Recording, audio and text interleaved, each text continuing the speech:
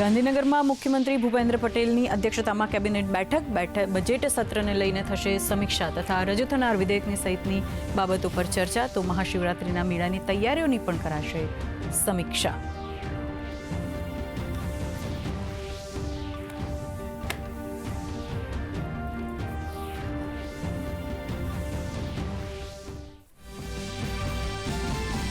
ગુજરાત ગૌણ સેવા પસંદગી મંડળ દ્વારા 5000થી વધુ જગ્યાઓ માટે ભરતીની જાહેરાત।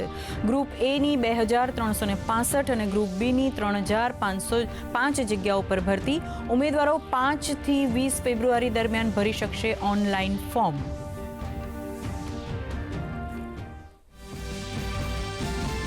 સંસદના બંને ગૃહમાં આજે પણ રાષ્ટ્રપતિના અભિભાષણ પર ધન્યવાદ પ્રસ્તાવ મુદ્દે ચર્ચા। આજની કાર્યસૂચિમાં અન્ય ઘણા મહત્વપૂર્ણ વિધેયકી કાર્ય પણ સૂચિબદ્ધ।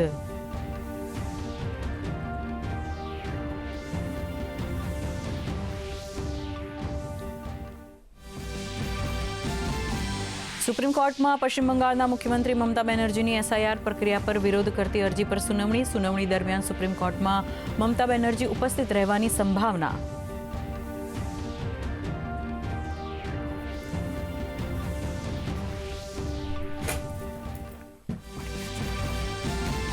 વિદેશ મંત્રી ડોક્ટર એસ જયશંકર અમેરિકાના પ્રવાસે ક્રિટિકલ મિનરલ મિનિસ્ટ્રીયલ બેઠકમાં પણ લેશે ભાગ। બેઠક પૂર્વે અમેરિકી વિદેશ મંત્રી માર્કો રૂબિયો સાથે કરી મુલાકાત।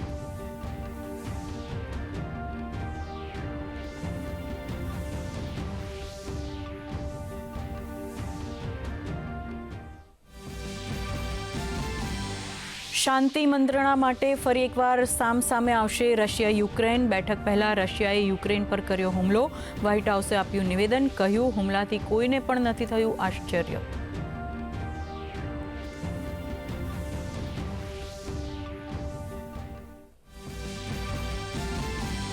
મેટલ માર્કેટમાં ફરી તેજીનો કરંટ। સોનું 4% વધીને 1,60,000 નજીક પહોંચ્યું। ચાંદીમાં 15,000 રૂપિયાનો ઉછાળો।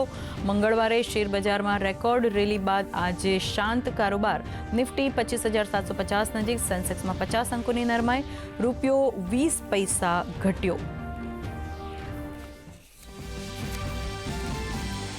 અને અંડર 19 વર્લ્ડ કપમાં રેકોર્ડ, 6ઠ્ઠી વખત ટાઇટલ જીતવાની દિશામાં આગળ વધશે ભારત। સેમીફાઇનલમાં અફઘાનિસ્તાન સાથે મુકાબલો।